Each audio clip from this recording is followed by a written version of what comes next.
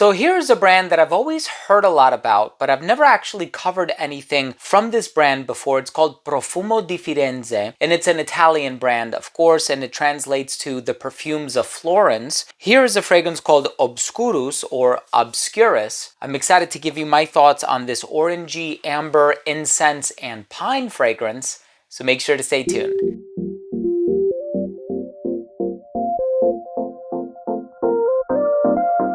Now, before I begin today's episode and I give you my thoughts on Obscurus by Profumo di Firenze, and I tell you what I think of the notes, the longevity, how it evolved on my skin, comparisons, any other fragrances that I would say it smells similar to, so on and so forth, I do want to start things off by saying that if you're a fan of fragrance-related content, please do consider supporting the channel by subscribing to it. Hit the bell icon so you can be notified whenever I do upload future videos to this channel. And of course, give this video a thumbs up if you enjoyed it, or if you took something of value from today's episode. It would really mean a lot to me. So I was looking at the note breakdown and it sounds really interesting. The pine, the sandalwood, the cedarwood, the geranium, the incense. Of course, with a name like Obscurus, I'm expecting this to be kind of a dark and obscure, perhaps even a puzzling or enigmatic fragrance. And when I smelled it, it honestly brought some warmth into the equation, and I actually really enjoy this one. If you're interested in purchasing this one or exploring this house, the trusted retailer that you can use is Fragrapedia House. This is not a sponsored video. I'm not making any money from this sponsorship fee, that is, but I am going to leave all of the information down below. Once again, not an affiliate link. I just want to make it easier for my subscribers to find the fragrance if you're indeed interested in checking this one out, if my description of the fragrance appeals to you. So I'm excited to talk to you about the smell. Let's start things off with a quick look at the presentation.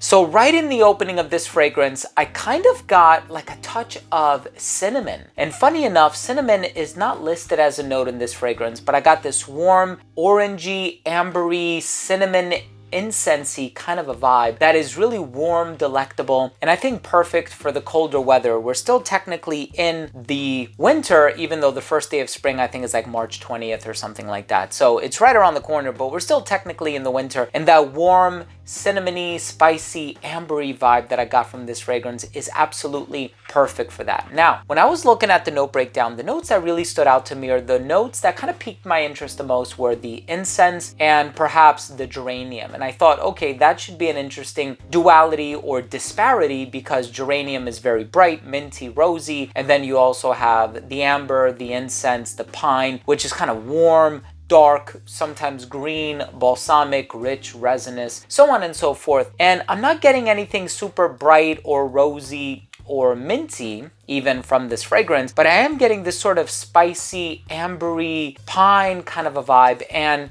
when I smelled it, and by the way, I love the way that this one smells, but it did remind me of another fragrance, actually a bunch of other fragrances that I have in my collection that would all kind of be grouped together. And let's see if I can do this. So the first one that it reminded me of is Lillipore by Tiziana Terenzi, and I've had that fragrance for many, many years. That's a fragrance that I initially compared to Potion by D Squared, which is an Anique Minardo fragrance. And then the more I thought about it, it actually does kind of remind me of Megalium by Carner Barcelona, and it also reminds me of Baume du Doge by Eau d'Italie. And how funny that some of those other brands like Eau d'Italie and Tiziana Terenzi are also Italian brands, and here we have a fragrance possessing a similar DNA, not a copy or anything like that, but possessing a similar DNA to these other fragrances which also have an Italian origin. So perhaps there's just something about this that Italian people, such as myself, I'm part Italian even though I'm mostly Greek, but maybe there is something about this DNA that that part of the world really enjoys,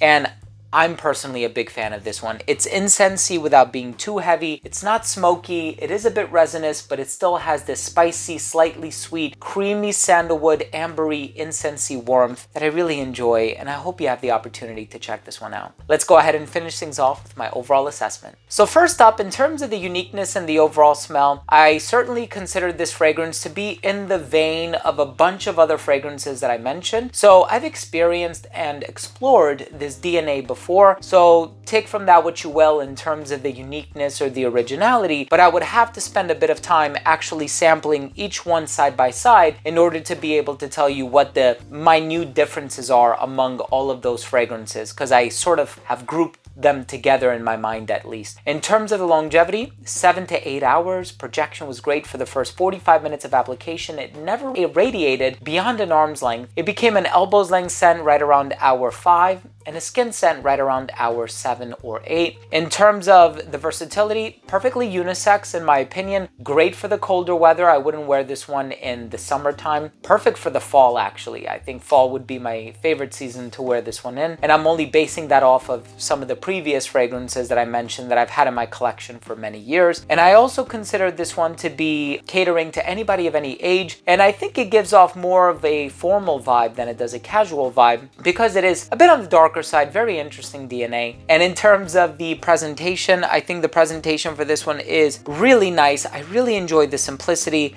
I like the architecture here, the silhouette of the buildings on the front, and how Profumo di Firenze is embossed on the side of the bottle. My final verdict on this fragrance is it's a really nicely done, slightly warm, sweet, spicy, incensey, pine, ambery fragrance with touches of cinnamon and orange, and it's exceptionally well done. Very high quality as far as I'm able to perceive. Thank you so much for watching. That was my review of Obscurus by Profumo di Firenze. If you own or have tried this fragrance or anything from this brand, let me know what you think. Leave a comment down below. Also, please don't forget to support the channel by subscribing to it. If you took something of value from today's video, of course, hit the bell and give this video a thumbs up.